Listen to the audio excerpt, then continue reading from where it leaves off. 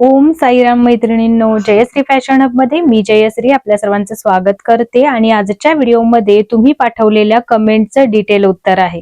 तर बघा, एका ताईंनी कमेंट पाठवलेली आहे की ताई, ब्लाऊज शिवल्यानंतर जेव्हा घातला जातो तेव्हा हात वरती केला की ब्लाऊज वरती जातो. तर याच्या पाठीमागचं मेन कारण काय असू शकतं?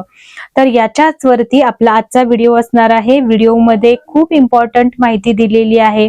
व्हिडिओ शेवटपर्यंत बघा, म्हणजे तुम्हाला सुद्धा इथून पुढे तुमच्या ब्लाऊज मध्ये हा प्रॉब्लेम येणार नाही. ज्या मेथडने मी तुम्हाला ब्लाऊज कटिंग शिकवलेलं आहे ती मेथड जर तुम्ही वापरलात तर मुळात हा प्रॉब्लेम तुमच्या ब्लाऊज मध्ये येणारच नाहीये. क्लिअर? हा जो प्रॉब्लेम आहे हा ब्लाऊज मध्ये का येतो, तर हे कारण जर तुम्हाला मुळातलं कळलं ना तर मग तुम्ही पुन्हा ही चूक करणार नाही आहात. बरोबर? आणि तेच आज या व्हिडिओमध्ये तुम्हाला मी सांगणार आहे. यासाठीचं सगळ्यात पहिलं आणि महत्वाचं कारण आहे ते म्हणजे तुम्ही ब्लाऊजची प्रॉपर लेंथ घेतलेली नसणार. ब्लाऊजची प्रॉपर लेंथ कशी घेतली गेली पाहिजे याच्याविषयीचा डिटेल व्हिडिओ चॅनलवरती अपलोड आहे. मेजरमेंट्स कसे घ्यायचे असतात ते. मेजरमेंट्स प्रॉपर घेतला तरच तुमचा हा प्रॉब्लेम सॉल्व्ह होणार आहे. बऱ्याचदा कसं होतं की मी या अगोदर बऱ्याच व्हिडिओमध्ये बघितलेलं आहे किंवा मी सुद्धा त्याच मेथडनी स्टार्टिंगला शिकलेली आहे.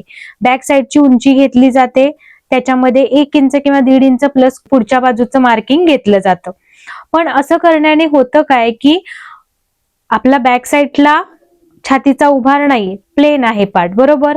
पण फ्रंट साईडला छातीचा उभार हा प्रत्येक साईज नुसार, म्हणजे समजा 36च साईज आहे पण त्याच साईज मध्ये चेस्टचा उभार आहे तो एका कस्टमरचा आणि दुसऱ्या कस्टमरचा सेमच असेल असं नाही.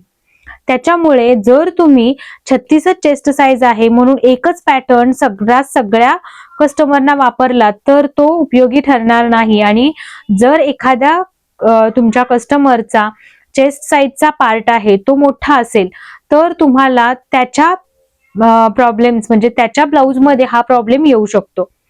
कारण का तेही बघा. तर बघा, 36च चेस्ट साईज आहे पण हा चेस्टचा उभार हा या पद्धतीचा आहे आणि दुसऱ्याही एका कस्टमरची 36च चेस्ट साईज आहे पण त्याचा जो उभार आहे तो या पद्धतीने आहे. तर जर तुम्ही 36च चेस्ट साईजचा पेपर पॅटर्न काढलेला असाल आणि जर तुम्ही या साईज मध्ये पेपर पॅटर्न काढलेला असाल आणि याच साईजच्या पेपर पॅटर्न नुसार तुम्ही दुसऱ्याही कस्टमरचा ब्लाऊज शिवलात तर त्या कस्टमरला हा ब्लाऊज होईल का? त्याचा जर हा फ्रंट पार्ट ब्रॉड आहे किंवा म्हणजे मोठा आहे, फ्रंटच्या चेस्टचा पार्ट जास्त आहे, तर त्याच्यासाठी तुम्हाला या फ्रंट पार्ट मध्ये त्याची उंची प्रॉपर बॉडीवरून घेणं गरजेचं आहे. याच्या साईज मध्ये पेपर कटिंग केलेलं असेल आणि या साईजच्या कस्टमरला जर तुम्ही त्याच पेपर पॅटर्नने ब्लाऊज शिवलात तर मात्र तुम्ही जो म्हणताय ना तो प्रॉब्लेम तुमच्या ब्लाऊज मध्ये येणार आहे. म्हणजे हात वरती केला की ब्लाऊज वरती जाणार आहे. त्याच्यामुळे तुम्हाला फ्रंट साईडची लेंथ कशी घ्यायची आहे हे आजही तुम्हाला पुन्हा एकदा या व्हिडिओमध्ये दाखवते की जेणेकरून तुमच्या ते कायमस्वरूपी लक्षात राहील आणि पुन्हा त्या चुका होणार नाहीत. फ्रंट साईडची लेंथ घेत असताना जे पण तुमचं हे शोल्डर आहे, शोल्डरच्या सेंटरला टेप ठेवायचा आहे इथे. त्यानंतर इथून खाली तुम्हाला चेस्टचा आपला हा जो पार्ट आहे त्याला पूर्णपणे कव्हर करायचा आहे. असा हात आतमध्ये घालून हे पहिलं जे बोट आहे ते या पद्धतीने असं व्यवस्थित वरून चेस्टच्या आतमध्ये इथे घ्यायचं आहे. इथे तुम्हाला लोअर चेस्ट असणार आहे, म्हणजे जिथे आपला चेस्टचा पार्ट एंड होतो तिथल्या पार्टला लोअर चेस्ट म्हणतात. लोअर चेस्टचं मार्किंग कटोरी ब्लाऊज साठी किंवा 3 पीस प्रिन्सेस कट करणार असाल, 3 पीस 2 पीस प्रिन्सेस कट असेल तरी सुद्धा तुम्हाला हे मेजरमेंट खरोखर इम्पॉर्टंट आहे. त्यामुळे हे मेजरमेंट जरूर घेऊन ठेवा. या मेजरमेंट जर तुमचं प्रॉपर नसेल तर तुमचा कटोरीमध्ये ब्लाऊज जेव्हा चेस्ट साईज वर येतो तर तो या मेजरमेंट तुमचं प्रॉपर नसेल तर तो ब्लाऊज वरती चढतो. त्याच्यामुळे इथे तुम्हाला अजून एका प्रॉब्लेमचं सोल्युशन मिळालं असेल तर ते नोट डाऊन करून ठेवा. तर इथे लोअर चेस्टचं मार्किंग असणार आहे आपलं. या पद्धतीने बरोबर टेप तुम्हाला गोलाईमध्ये चेस्टच्या आतमध्ये न्यायचं आहे. इथे तुम्हाला 4 बोटं या पद्धतीने ठेवायची आहेत. क्लिअर?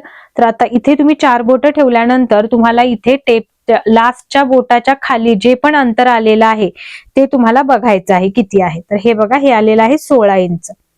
क्लिअर? या पद्धतीने तुम्हाला लेंथ घ्यायची आहे. आता इथे माझी चेस्ट साईज आहे 39 इंच, पण 39 इंच चेस्ट साईज मध्ये हा फ्रंटचा पार्ट दुसऱ्या एका कस्टमर असेल तर त्यांचाही सेमच येईल असं नाही. काही वेळेला त्यांचा चेस्टचा उभार कमी असेल तर हे अंतर आहे हे 15 वरती सुद्धा संपून जाईल. पण जर माझ्यापेक्षा चेस्ट साईज जास्त असेल म्हणजे उभार जास्त असेल तर त्यांचं अंतर हे फ्रंट साईडचं लेंथचं अंतर हे 17 इंच किंवा 18 इंच पर्यंत सुद्धा येऊ शकतं. त्याच्यामुळे फ्रंट साईडची लेंथ जर तुम्ही प्रॉपर घेतलात तर ब्लाऊज मधला 90% प्रॉब्लेम तुमचा इथेच सॉल्व्ह होणार आहे. क्लिअर? तर हे नोट डाऊन करून ठेवा. फर्स्ट आपला काय आहे, उंची. ब्लाऊज मध्ये तुम्हाला प्रॉपर उंची घ्यायची आहे. जसं की चेस्ट साईज जसजशी वाढत जाणार आहे तसतसं तुमचा हा फ्रंट साईडचा उंचीचा पार्ट जास्त येणार आहे तुलनेने बॅक साईडच्या. बॅक साईडची उंची ही नॉर्मली 13 पासून किंवा 12.5 पासून सुरू होते आणि जास्तीत जास्त 15-16 म्हणजे जास्त उंची म्हणजे जास्त हेवी चेस्ट साईज असणाऱ्यांच्या बॅक साईडची उंची 14.5-15 जास्तीत जास्त 15.5 पर्यंतच असते, त्याच्यापेक्षा जास्त नाही. पण फ्रंट साईडची लेंथ बघाल तर त्यांचं 19 इंच 20 इंच पर्यंत सुद्धा काही वेळेला चेस्टचा फ्रंट पार्टचा उभार जास्त असेल तर मेजरमेंट येऊ शकतं. त्यामुळे या प्रॉब्लेम वरती सोल्युशन हवं असेल तर मी जी मेथड तुम्हाला शिकवते ती जरूर फॉलो करा. याच्यानुसार तुम्ही जर ब्लाऊज कटिंग स्टिचिंग करत असाल तर मुळात हा प्रॉब्लेम तुम्हाला येणारच नाही. ओके. त्यानंतरचा दुसरा महत्वाचं कारण आहे ते म्हणजे साईड फिटिंगची लाईन सरळ यायला हवी तुमची. आता जी इथे काकेमधली जी आपण साईडची ही जी हातापासून कमरेपर्यंतची जी फिटिंगची लाईन आपण देतो त्या लाईनचं समजा तिरक्यामध्ये जर फिटिंग आलं तरी सुद्धा तुमचा हा ब्लाऊज वरती जाण्याचे चान्सेस जास्त असतात. म्हणजे बघा, जर तुमची ही जी साईड फिटिंग आहे ती ही या पद्धतीनं अशी यायला पाहिजे. इथून तुमचा हा बाहीचा पोर्शन असेल असं समजा आणि इथून खाली हा आपल्या इथून खालचा पोर्शन. जर तुमचा हा स्ट्रेट लाईन मध्ये आला नाही, समजा तुमचं फिटिंग कसं आलं तर हे जे बाहीचं पोर्शन आहे तो असा आला आणि त्यानंतर तुमचा हा खाली साईडचा फिटिंगचा असा आला तर ह्या अशा तिरक्या टिपमुळे सुद्धा तुमचं याच्यामुळे सुद्धा ब्लाऊज वरती जाण्याचा प्रॉब्लेम येऊ शकतो. ओके. तर हे सुद्धा झालं नाही पाहिजे. प्रॉपर फिटिंग येण्यासाठी तुमची ही साईड फिटिंगची लाईन स्ट्रेट मध्ये येणं गरजेचं आहे. त्याच्यानंतर तिसरा महत्वाचा पॉइंट आहे तो म्हणजे पाठीमागील टक्सची उंची. आता तुम्ही म्हणाल की हा पॉइंट म्हणजे तितका बरोबर आहे का? तर हो, बऱ्याचदा कसं होतं की पाठीमागचा टक्स घेतलाच जात नाही आणि घेतला तर तो किती अगदीच कमी घेतला जातो. तर हा टक्स कमी घेतल्यामुळे सुद्धा इथे बॅक साईड मध्ये प्रॉपर फिटिंग येत नाही. त्याच्यामुळे तुम्हाला इथे बॅक साईडचा जो टक्स आहे तो कंपल्सरी ऑल साईडचा कोणताही तुमचा ब्लाऊजचा प्रकार असू दे तुम्ही बॅक साईडचा टक्स घ्यायचा आहे.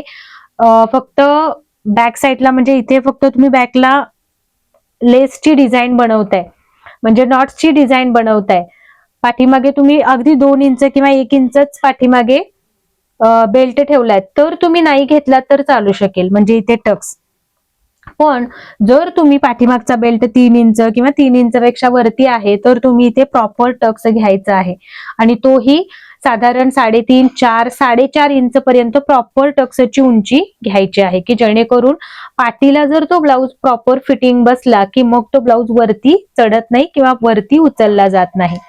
हे त्याचं तिसरं महत्वाचं कारण झालं. आणि चौथं यातलं महत्वाचं कारण आहे ते म्हणजे कंबर फिटिंग प्रॉपर घेणे, कमरेला फिटिंग घेणे ब्लाऊज.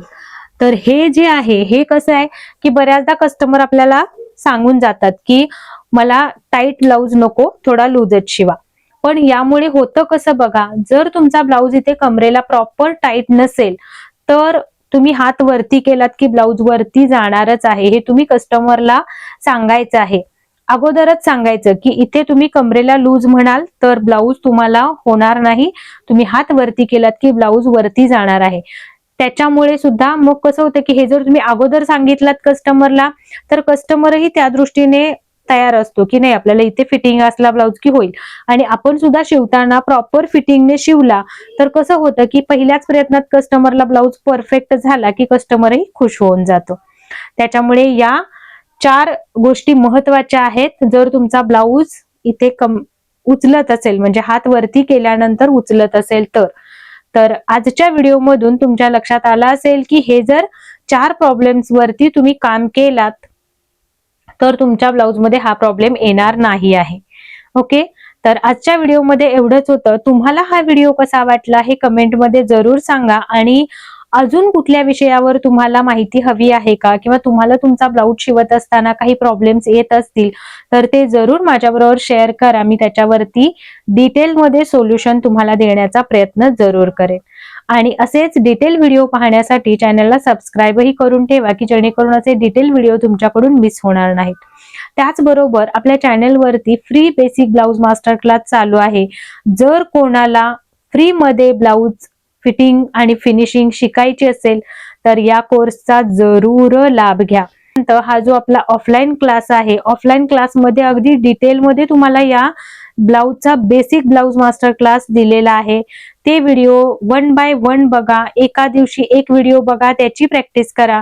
त्या व्हिडिओच्या कमेंटमध्ये जाऊन बघितला तर तुमच्या लक्षात येईल की बऱ्याच ताईंनी या ज्या आपल्या ब्लाउज क्लासचा फायदा घेतलेला आहे आणि त्या कस्टमरचे ब्लाउज अगदी परफेक्ट शिवत आहेत आणि कस्टमरचा रिव्ह्यू सुद्धा आपल्याबरोबर शेअर करत आहेत की त्यांना खरंच खूप छान बसले ब्लाउज. तर तुम्ही सुद्धा या संधीचा फायदा घ्या. आपल्या चॅनलला सबस्क्राईब करून ठेवा आणि त्याचबरोबर अजून तुम्हाला काही प्रॉब्लेम्स येत असतील शिवणमध्ये तर ते माझ्याबरोबर शेअर जरूर करा. त्याच्यावरती लवकर डिटेल व्हिडिओ येईल. तर चला भेटूया पुढच्या व्हिडिओमध्ये. तोपर्यंत ओम साईराम. काळजी घ्या स्वतःची. बाय.